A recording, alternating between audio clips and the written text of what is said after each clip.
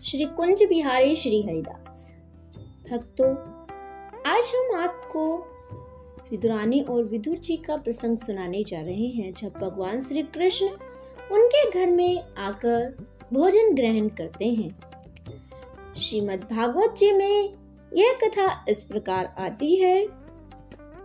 जब श्री कृष्ण भगवान पांडवों का शांति दूत बनकर कौरवों के पास आते हैं और उन्हें आकर युद्ध ना करने का संदेश देते हैं, लेकिन दुर्योधन अपनी बात पर अड़ा रहता है कि वह युद्ध के बिना सुई के नोक के बराबर भी जगह नहीं देगा। इस पर दुर्योधन भगवान श्री कृष्ण को अपने पक्ष में करने के लिए उन्हें भोजन का निमंत्रण देते हैं, पर भगवान श्री कृष्ण उनके बनाए हुए 56 भोगों को अस्वीकार कर देते हैं, क्योंकि वह जानते हैं कि वह भोजन खिलाने के पीछे उनकी क्या चेष्टा है। और भगवान श्री कृष्ण विदुर जी से कहते हैं कि आज वह आपके ही घर भोजन करेंगे।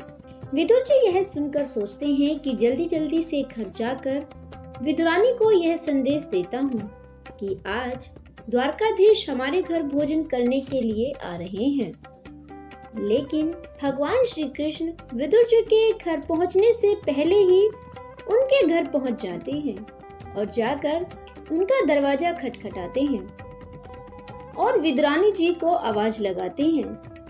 पहले तो विदुरानी जी सोचती हैं कि शायद कोई हमारे साथ उपहास कर रहा है। वह कहती है कि हमारे साथ उपहास मत करो, भला हमारे जैसे गरीब के घर द्वारकाधीश कैसे आ सकती हैं। फिर द्वारकाधीश उनसे कहते हैं कि विदुरानी जी, मैं ही हूँ श्री कृष्ण, इधर से गुजर रहा था, मुझे भूख लगी। मैं इधर से गुजर रहा था, मुझे भूख लगी, तो मैंने सोचा कि आपके घर कुछ प्रसाद पालूं। अगर आप प्रसाद नहीं खिलाना चाहती तो कोई बात नहीं, मैं ऐसे ही चला जाता हूँ। विदुरानी जी जान जाती हैं कि यह वाकई श्री कृष्ण है। वह उस समय स्नान कर रही होती हैं। भगवान के वापस जाने की बात सुनकर वह बिना वस्त्र के ही आकर दरवाजा खोल देती हैं। भगवान श्री कृष्ण उन्हें देखते ही अपना पीताम्बर उन पर फेंक देते हैं। इस पर विदुरानी जी कुछ लज्जित सी हो जाती हैं और घर के भीतर जाकर वस्त्र पहनकर वापस आकर श्री कृष्ण के पास बैठती हैं और उनका आदर सत्कार करती हैं। वह सोचती हैं कि घर में भगवान जी को खिलाने के लिए कुछ भी नहीं है, कुछ केले ही रखे होते हैं, तो वह उन्हें ही लेकर बैठ जाती हैं। उन्हें देखकर वह इतनी बेसुध हो जाती हैं कि केले छील छील कर छिलके तो भगवान श्री कृष्ण को खिलाती हैं और उनका गुद्दा जमीन पर गिरा देती हैं। इतने में ही विदुर जी आ जाते हैं और यह सब देखकर वह अपनी पत्नी पर क्रोधित होते हैं और कहते हैं कि विदुरानी जी, आप क्या कर रही हैं? भगवान जी को द्वारकाधीश को छिलके खिला रही हैं और गुद्दा तो भूमि पर ही गिरा दिया।